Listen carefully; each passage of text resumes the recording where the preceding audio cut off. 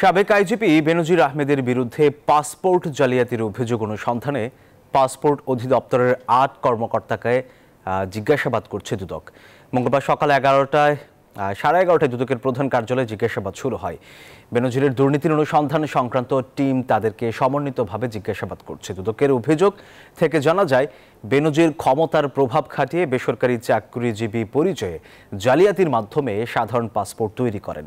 এই ঘটনার সাথে পাসপোর্ট অধিদপ্তরের সংশ্লিষ্ট ৪ পরিচালক, ১ উপপরিচালক সহ ৮ জনকে জিজ্ঞাসাবাদ চলছে।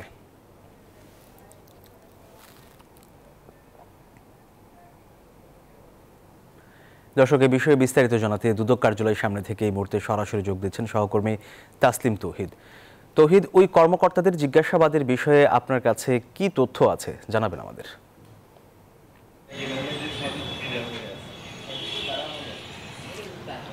ধন্যবাদ সোহাগ। 11:30টার দিকে পাসপোর্ট অধিদপ্তরে ৮ জন কর্মকর্তা দুদকে এসেছেন।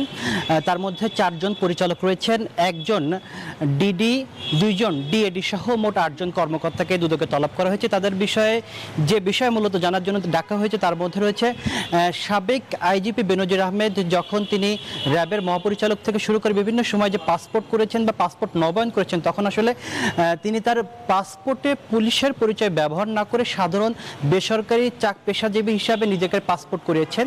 সেই পাসপোর্ট নবায়নের ক্ষেত্রে যে সমস্ত কর্মকর্তাদের সংশ্লিষ্ট রয়েছে, অর্থাৎ বেনজির তো এই জালিয়াতির মূল হোতা হিসাবে নিজেই কাজ করেছেন, সাথে সাথে যারা এই প্রভাবান্বিত হয়ে পাসপোর্ট অধিদপ্তর যারা কাজ করেছেন তাদেরকে মূলত আজকে ডাকা হয়েছে। তারা এসেছেন সকাল 11:30 থেকে জিজ্ঞাসাবাদ শুরু হয়েছে, এখন অবধি চলতেছে। সেখানে মূলত বেনজির আহমেদকে নিয়ে যে টিম তাদেরকে অনুসন্ধান করছিল, তার অবৈধ সম্পদ যে বিভিন্ন জায়গায় হাজার হাজার কোটি টাকার সম্পদের তথ্য পেয়েছে। এদের মধ্যে প্রায় 250 একর সম্পদ জমি জব্দ করেছে, 30টি ব্যাংক অ্যাকাউন্ট জব্দ করা হয়েছে, 25টি কোম্পানির শেয়ারও জব্দ করা হয়েছে।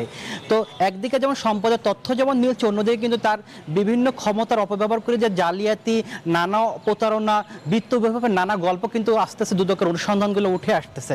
তারই ধারাবাহিকতা আজকে বেনজির আহমেদের পাসপোর্ট জালিয়াতির অভিযোগে 8 জন কর্মকর্তা এসেছেন, তাদেরকে জিজ্ঞাসাবাদ করছে। অর্থাৎ এখান থেকে হয়তো বা কাদের এই ঘটনার সাথে সংশ্লিষ্ট রয়েছে বা কি ধরনের প্রভাব খাটিয়ে বেনজির আহমেদ এখান থেকে পাসপোর্টটা বের করে নিয়েছেন, সেই বিষয়গুলো আসলে দুদকের যে সংশ্লিষ্ট টিম রয়েছেন, বেনজির আহমেদ সংক্রান্ত যে দুর্নীতির অভিযোগ অনুসন্ধান হচ্ছে, সেই টিমের সদস্যরা মূলত জানার চেষ্টা করছেন। এখন অবধি প্রায় 3 থেকে 3 ঘন্টার বেশি হতে চলেছে তাদেরকে জিজ্ঞাসাবাদ করছে। হয়তো জিজ্ঞাসাবাদ শেষে সংশ্লিষ্ট কর্মকর্তাদের মাধ্যমে বা দুদকের আনুষ্ঠানিকভাবে কথা বললে হয়তো জানা যাবে যে কি ধরনের অভিযোগ ছিল বা বেনজির আহমেদ কি ধরনের প্রভাব খাটিয়ে তাদের মাধ্যমে এই পাসপোর্ট আদায় করেছেন, সে বিষয়গুলো জানা যাবে। এর আগে জানিয়ে রাখি যে ইতিমধ্যে কিন্তু বেনজির আহমেদেরকে তার পরিবারকে 2 দফা তলব করেছিল দুদক, 2 দফায় কিন্তু তিনি হাজির হন নাই। কাজেই দুদকের মামলার দিকে বা এই অনুসন্ধান শেষের দিকে কিন্তু এগিয়ে চলেছে। তারই ধারাবাহিকতায় সংশ্লিষ্ট ব্যক্তিদেরকে ইতিমধ্যে ডাকা শুরু হয়েছে।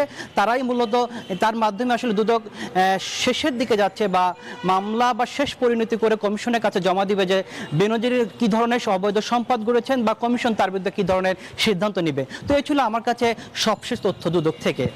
সোহাগ। তৌহিদ, আপনাকে ধন্যবাদ।